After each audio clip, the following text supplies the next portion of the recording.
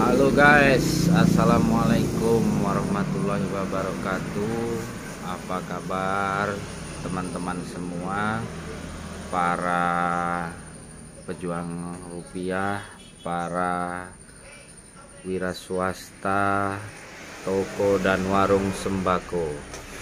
Oke teman-teman, untuk konten kita kali ini kita akan membahas masalah persalesan teman-teman.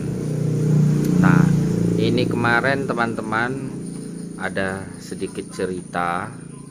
Nah, kebetulan yang nunggu warung pada saat itu adalah karyawan saya. Nah, jadi teman-teman, ada sales rokok yang menitipkan brandnya, rokok baru sih sebenarnya, menitipkan brandnya. Nah, sebanyak satu pak lah semuanya, walaupun beda-beda brand ya. Maksudnya yang 5 bungkus merek lain, yang 5 bungkusnya lagi merek lain, tapi dalam satu brand mereka. Nah, jadi gini teman-teman, sales itu menitip rokok di toko kita. Nah, itu sudah dibuatin nota. Nah, nota yang merah itu kan untuk ke kita, pemilik toko. Nah, nota yang biru, nota yang putih kan mereka.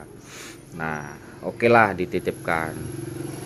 Nah, versinya pegawai saya katanya 2 minggu mau dicek kembali kan, apakah rokok itu sudah ada yang laku atau belum, atau sistem konsinyasi kan. Nah, oke, sudah dikasih nota kita. Lalu teman-teman, setelah 2 minggu si sales itu belum datang, lama sekali datangnya.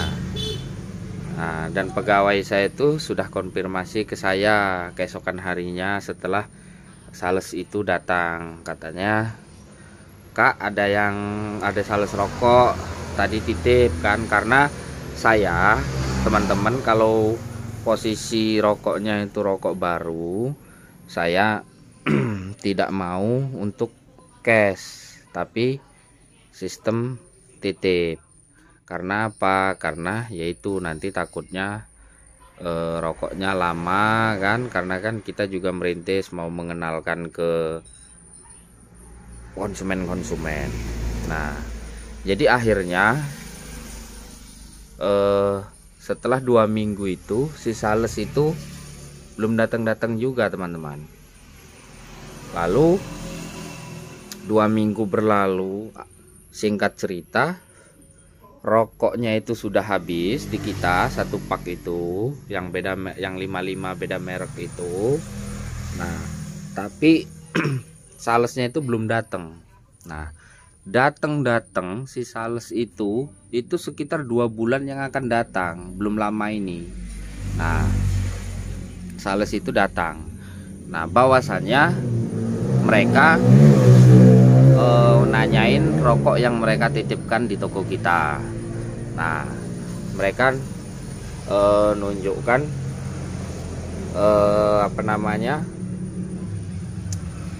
nota.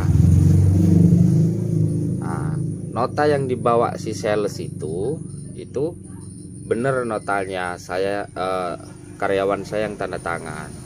Nah, cuman di nota putih yang di sales itu sudah dicoret teman-teman. Nah, yang sedangkan di nota kami di toko itu belum tercoret teman-teman. Nah, jadi kesimpulannya gini teman-teman.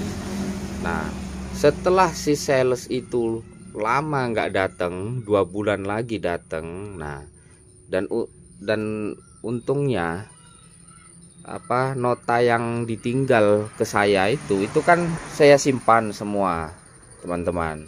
Nah jadi ketemu kan, memang kita ada nota.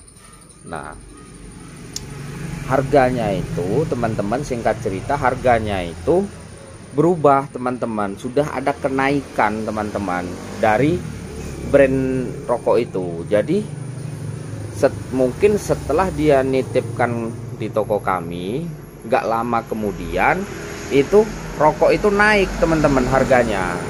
Nah rokok itu naik harganya. Nah jadi dia itu tagihan itu sudah di harga baru teman-teman, di harga baru. Nah seumpamanya seperti ini teman-teman, seumpamanya itu satu pak itu modal dari dia itu 200.000 lah ibaratnya kan, 20.000 kan satu bungkusnya. Itu waktu pertama dia nitip. Nah setelah 2 bulan dari perusahaan dia itu ada kenaikan, terus dia tagihan ke kami, itu notanya itu sudah berubah teman-teman. Notanya itu sudah berubah, dalam arti ada kenaikan sudah di perusahaan dia mengenai rokok itu. Nah akhirnya dia tagihan dengan harga baru. Nah, sedangkan di nota kami masih harga lama. Nah karena saking lamanya dia nggak datang ke toko kami, jadi tanpa ada pemberitahuan kalau ada harga ekstra lah segala macem lah, itu tahu-tahu dia datang tagihan dengan harga yang baru. Nah jadi akhirnya ya saya sempat berdebat sedikit lah. Sebenarnya kalau kita mau kuat ya saya mau bayarnya berdasarkan nota yang lama kan. Nah ya tapi nggak apa-apalah, saya mengalah. Akhirnya kemarin itu saya bayar 200 lebih. Nah sedangkan nggak taunya rokok itu selama dia nggak datang-datang ke toko saya itu ada kenaikan 2 kali teman-teman. Nah, andai kata 2 minggu setelah dia menitipkan rokok itu ke kami, itu harganya anggap saja 200. Nah waktu 2 minggu itu ada 2 minggu atau sebulan, nggak tahu saya, nggak dijelaskan sama si sales itu ada kenaikan, anggap aja kenaikannya 2.000 atau 20.000 kan per pack. Nah terus 1 bulannya lagi itu naik lagi versi dia, jadi anggap saya 2 kali kenaikan, jadi totalnya 240. Nah anggap saja seperti itu teman-teman. Nah akhirnya saya bayar 240 karena juga saya kasihan kan. Akhirnya ya udah saya mengalah, akhirnya saya bayarlah itu 240. Nah seumpama seperti itu teman-teman. Nah jadi ya ini sebenarnya saya sudah tahu model-model gaya-gaya seperti itu, saya sudah tahu karena memang si sales itu saya pikir juga jauh kan dari kantornya ke daerah kami. Jadi dia itu lama nggak datang seperti itu loh. Nah mungkin dia takut tombok atau nggak punya uang buat nombok uang perusahaan, akhirnya dibebankan ke warung. Padahal si rokok itu sudah lama habis sebenarnya dengan harga yang awal. Nah jadi daripada saya berdebat nggak ada gunanya, akhirnya ya udah saya ngalah, saya bayarilah itu.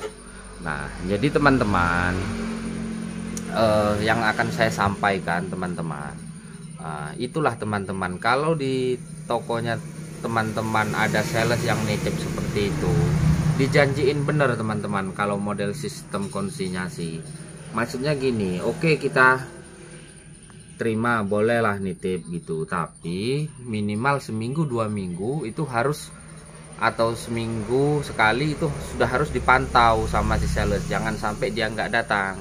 Nah takutnya kejadian ada kenaikan harga seperti itu, Seperti itu, kita tidak diberitahu, teman-teman. Nah, itulah pengalaman kemarin itu. Nah, seharusnya kan ya, sales dengan sistem konsinyasi seperti itu dia sebagai tugas sales, dia seminggu atau 2 minggu sekali dia datang ke toko kita. Apakah ngecek barangnya sudah habis apa belum? Kalau udah habis, yang habis berapa kita bayar, yang sisanya berapa, dan kalau ada kenaikan harga, kan seperti itu. Nah, bukannya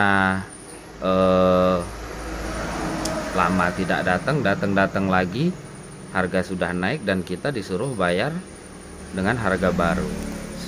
Kalau saya sebenarnya teman-teman, saya bisa saja saya bertahan dengan harga lama sesuai dengan nota, cuman saya nggak mau teman-teman. Kalau belum terlalu istilahnya terlalu banyak itu, mending saya ngalah, karena juga saya sudah kenal dengan salesnya, dan kasihan juga teman-teman, sales hanyalah kerja di perusahaan kan.